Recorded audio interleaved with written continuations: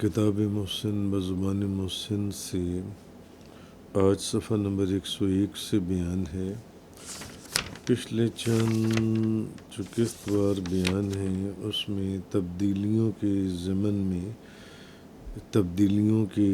عنوان میں حضور غوث اعظم کی اجازت اور حیرت انگیز تبدیلیوں کا ذکر چل رہا تھا۔ آج اس سلسلے کا جونسا ہے، آج چوتھا بیان ہے۔ تو اب پانچویں تبدیلی کا آج ذکر تھا کہ پانچویں تبدیلی یہ واقعہ ہوئی کہ طبیعت جو ہے وہ جمال یوسفیہ نقشبندیہ کی عاجزانہ انکسارانہ کیفیت سے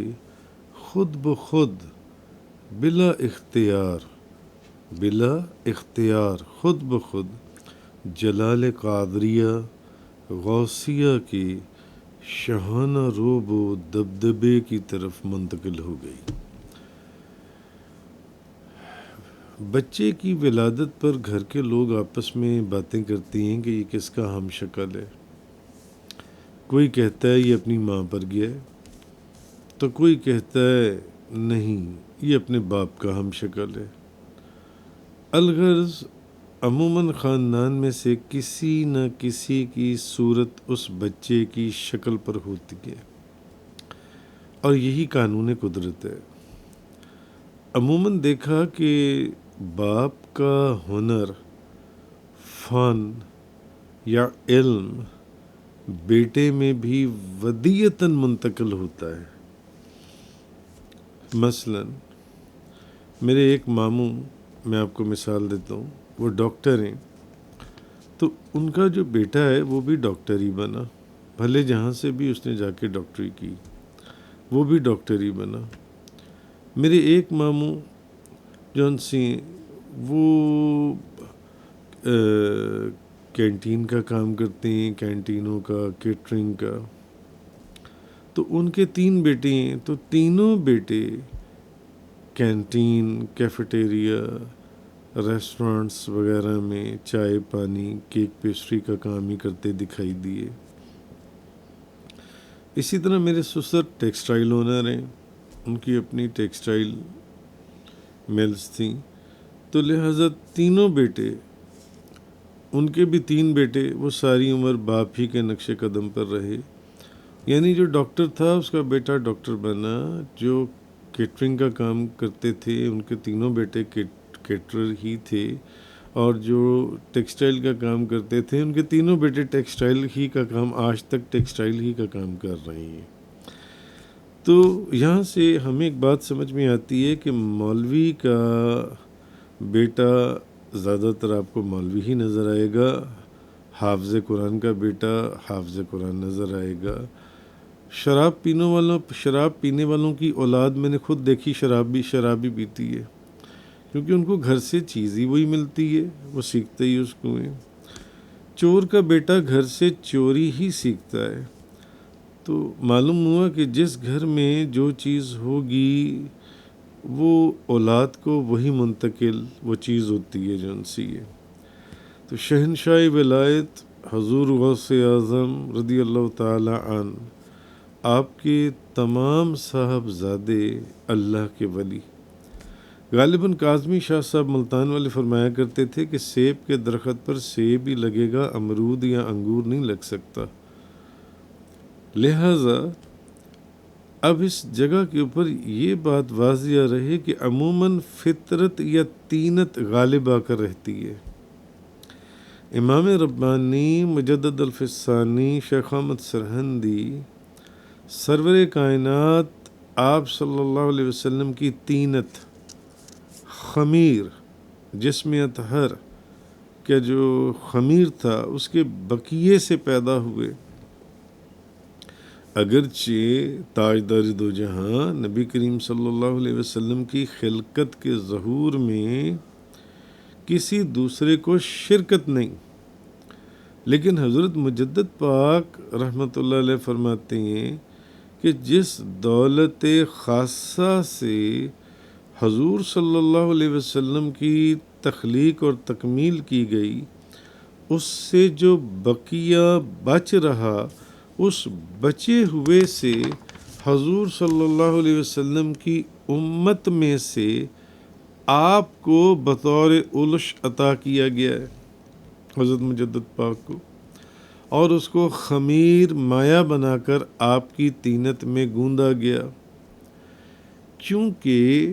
سخیوں کے دسترخوان کی زیادتی جو ہے یہ بصورت علش نوکروں کے نصیب میں ہوتی ہے۔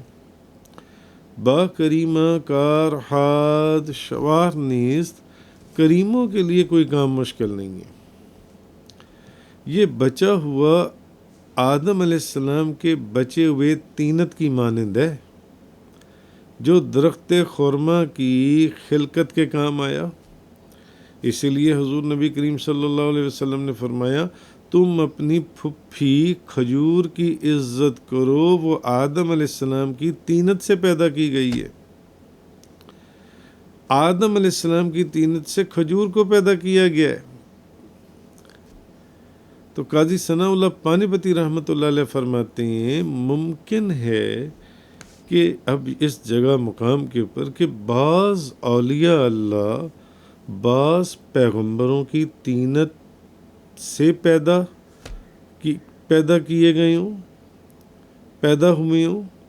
تو یقیناً وہ پھر فرماتے ہیں کہ اگر بعض اولیاء اللہ بعض پیغمبروں کی طینت کے بقیے سے پیدا ہوئے ہوں تو یقیناً کچھ اولیاء اللہ رسول کریم صلی اللہ علیہ وسلم کی طینت کے بقیے سے پیدا ہوئے ہوں گے، جیسے کہ اوپر حضرت مجدد پاک کی بات میں نے آپ کو بتائی۔ تو فرماتے ہیں کہ یہ بات تو عقل میں نہیں آتی، کیونکہ ہر شخص اپنے والدین کے نطفے سے پیدا ہوتا ہے، مگر پھر خود ہی فرماتے ہیں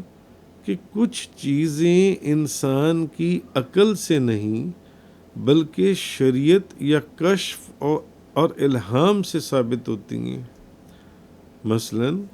نفس الہی، جس سے مراد قرب الہی ہے، لہٰذا حضرت مجدد پاک نسباً فاروقی ہونے کے باوجود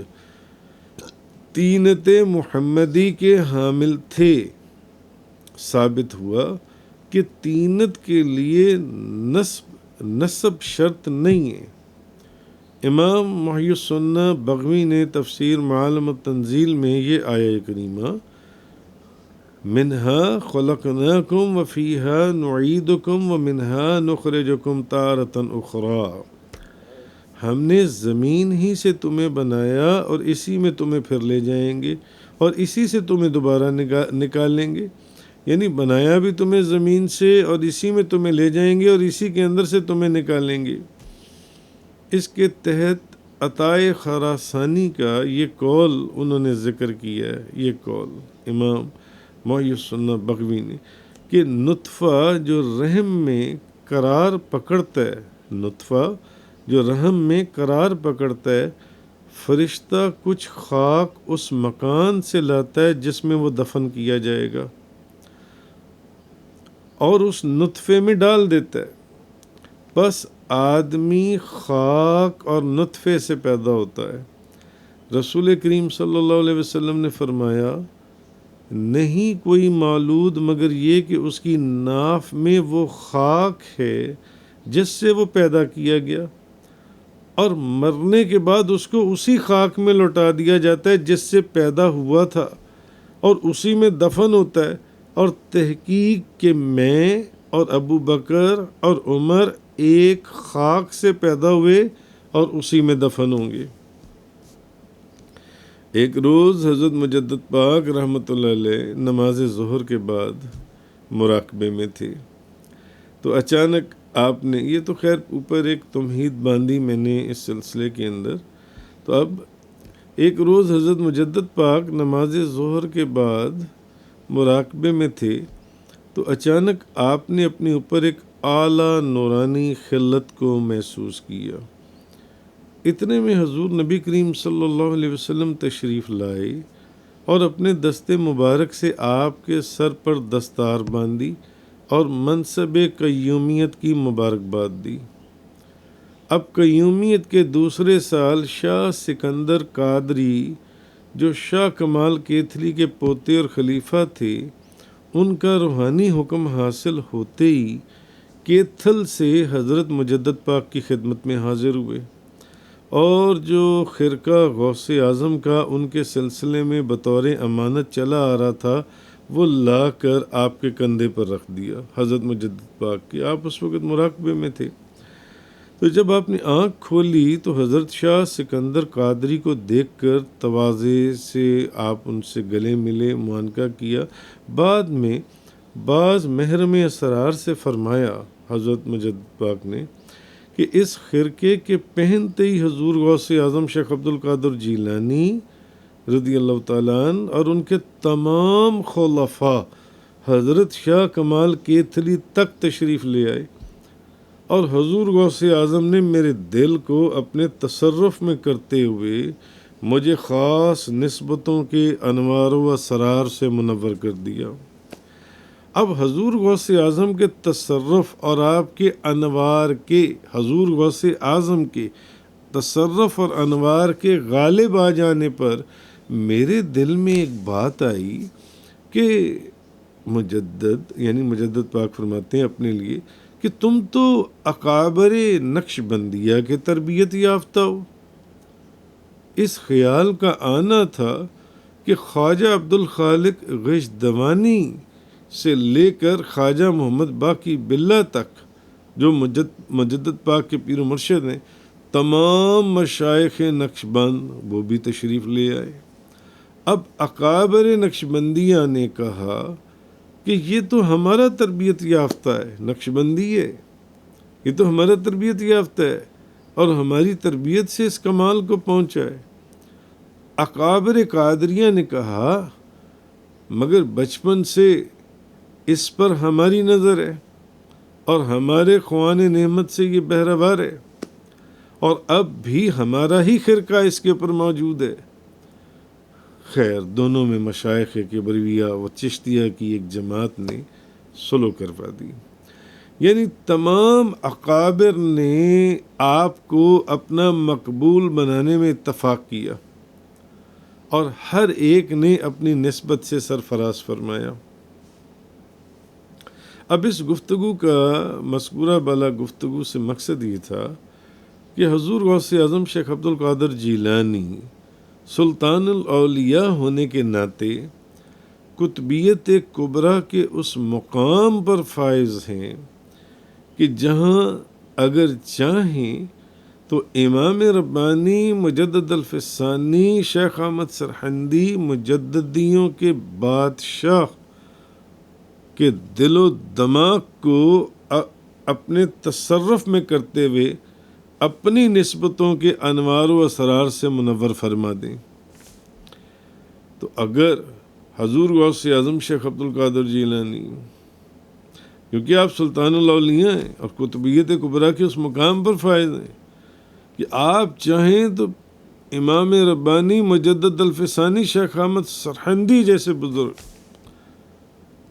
جو مجددیوں نقشبندیوں کے بادشاہ ہیں، ان کے بھی دل و دماغ کو اپنے تصرف میں کر لیں اور اپنی نسبتوں کے انوار و اسرار سے منور فرما دیں، تو وہاں اس حقیر فقیر بندہ ناچیز کی حیثیت ہی کیا ہے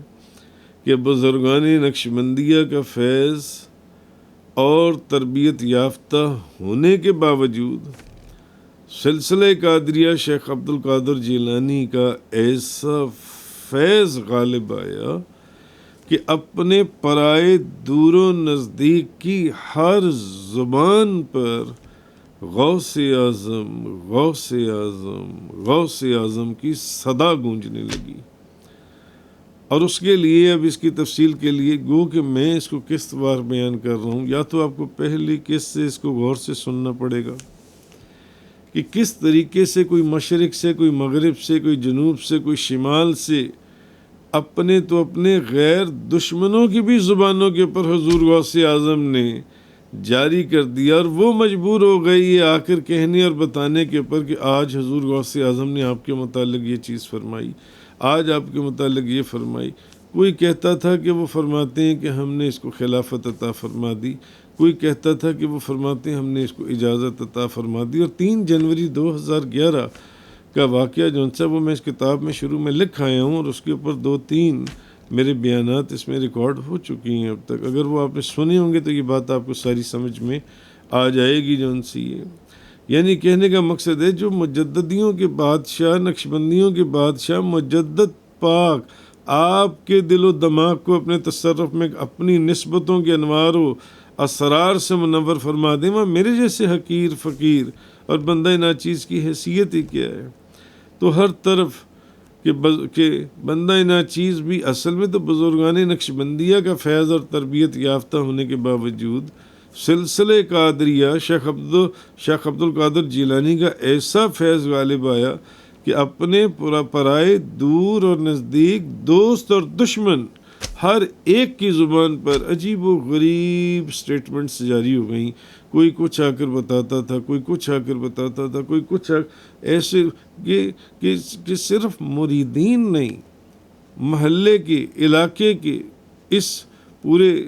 جوہر ٹاؤن کے، یہاں سے باہر کے لوگ، دوسرے شہروں سے لوگ جن سے کبھی زندگی میں ایک دفعہ ملاقات ہوئی تھی کہ آج رات حضور غوث اعظم کی زیارت ہوئی اور انہوں نے ہمیں آپ کے پاس بھیجا اور اس معاملے کے لیے بھیجا اور یہ پیغام دے کر بھیجا۔ یہ پچھلی اگر آپ ساری قسطیں سن لیں یا آگے جو پروگرام میں جو لیکچرز جاری ہیں اگر آپ وہ سن لیں تو تب آپ کو یہ بات سمجھ میں آئے گی جو ان سے یہ محمد احسن ولد حاجی محمد اشرف، جیسے کہ ایک مثال یہاں پہ چھوٹی سی ایک مثال دے رہا ہوں، کہتے ہیں کہ میں خواب میں دیکھتا ہوں محمد احسن ولد حاجی محمد اشرف، یہ مکہ مکرمہ میں ہوتی ہیں، کہتے ہیں میں خواب میں دیکھتا ہوں کہ مخلوق خدا بندہ ناچیز حقیر فقیر کو شیخ کہ مخلوق بے شمار مخلوق خدا ہے، بندہ ناچیز کو یا شیخ عبد القادر جیلانی کی صداؤں سے پکار رہی ہے، اور ان کی محبت، اب یہ کیا ان کی محبت میں فنا کا مقام تھا جو انہوں نے بندہ ناچیز کے حوالے سے لوگوں کو دکھایا۔ مولویوں کے فتوے اپنی